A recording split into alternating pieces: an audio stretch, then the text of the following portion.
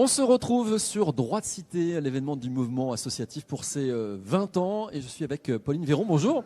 Bonjour. Vous êtes adjointe au maire de la ville de Paris, en charge notamment de la vie associative. Et la ville de Paris qui est partenaire de cet événement. Pourquoi d'ailleurs être partenaire ? La ville de Paris, effectivement, soutient cet événement organisé par le mouvement associatif, parce que le mouvement associatif est un des plus gros réseaux associatifs français, mais bien sûr aussi du coup en Ile-de-France et à Paris. C'est un acteur majeur dans le dialogue entre élus et associations, parce qu'il structure ce dialogue en faisant remonter tous les besoins des associations qui, quand elles sont plus petites, ont plus de mal à se faire entendre. Et donc c'est vraiment un très beau partenariat que nous avons avec le monde associatif. Et la vie associative, elle est riche ou pas à Paris ? Parce que est-ce qu'on peut être une capitale à rayonnement international et en même temps avoir une vie associative riche ? Oui, Paris a 70 000 associations. C'est un tissu associatif extrêmement riche. Il y a 5 000 associations qui se créent chaque année à Paris. Parce que Paris, effectivement, c'est une grande métropole internationale, mais c'est aussi de multiples villages de vie de quartier qui s'organisent autour de très nombreuses petites associations. Nous avons beaucoup de petites associations à Paris qui œuvrent dans le domaine de la solidarité internationale, de la citoyenneté, mais aussi beaucoup dans le domaine de la culture, dans le domaine de l'environnement. Donc 700 000 Parisiens qui sont bénévoles chaque semaine dans Paris. Et donc ça méritait une charte que vous avez signée en juillet dernier, la charte de l'engagement réciproque. Qu'est-ce qu'elle dit cette charte ? Pourquoi une charte entre la ville de Paris et les associations ? C'est une charte qui permet à la ville de Paris de s'engager de façon formelle vis-à-vis des associations sur un certain nombre de points. Et donc c'est important pour les associations. Et puis ça montre du coup l'engagement de la ville de Paris, des élus, à soutenir la vie associative sur le long terme et de sécuriser ces échanges.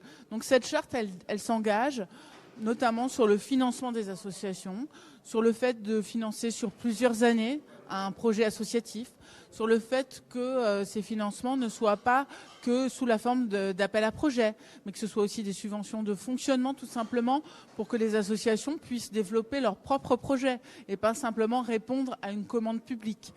C'est s'engager vis-à-vis du soutien aussi sur la communication, sur l'accès à des locaux, sur tout ce qui permet de faire vivre le monde associatif à Paris dans le respect de leur indépendance. Et puis en échange, les associations s'engagent vis-à-vis d'un certain nombre de choses pour la ville et pour Paris, notamment par exemple avec des engagements sur le fait de faire des événements qui soient éco-responsables, de changer ses pratiques aussi dans le quotidien pour tenir compte du réchauffement climatique et de s'adapter à celui-ci et de pouvoir avoir des actions qui tiennent compte de la planète. C'est aussi un engagement sur la place des femmes dans le monde associatif.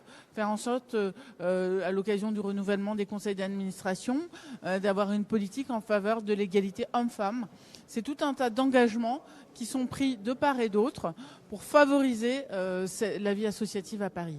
Une dernière question, les associations sont très présentes aussi dans l'économie sociale et solidaire, et particulièrement sur Paris. Ça représente combien d'associations ? C'est un mouvement fort et qui se développe chaque année et qui crée de l'emploi de proximité.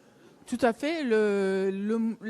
L'emploi dans le monde associatif et donc très largement aussi dans le monde de l'économie sociale et solidaire qui est essentiellement constitué d'associations. Il y a aussi les coopératives et les fondations, mais ce sont essentiellement les associations. C'est 9% de l'emploi à Paris qui vient de ce secteur associatif. Donc l'économie sociale et solidaire, le monde associatif, c'est aussi un enjeu économique de par l'emploi qu'il crée, mais aussi de par l'économie alternative qu'il propose. C'est-à-dire une économie qui trouve un équilibre économique, parfois, notamment chez les entrepreneurs sociaux, qui peut générer des profits, mais qui sont uniquement consacrés au développement de l'activité économique et non à l'enrichissement des entrepreneurs. Donc, c'est aussi un exemple d'un monde économique qui peut être plus tourné vers les autres, plus tourné vers l'intérêt général et de montrer sa capacité à trouver son équilibre économique malgré tout, avec un objectif sociétal, un objectif social, un objectif environnemental.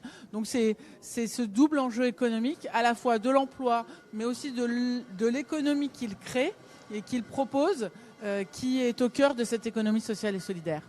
Merci Pauline Merci Véron, beaucoup. je rappelle, vous êtes adjointe au maire à la ville de Paris en charge donc des questions de vie associative.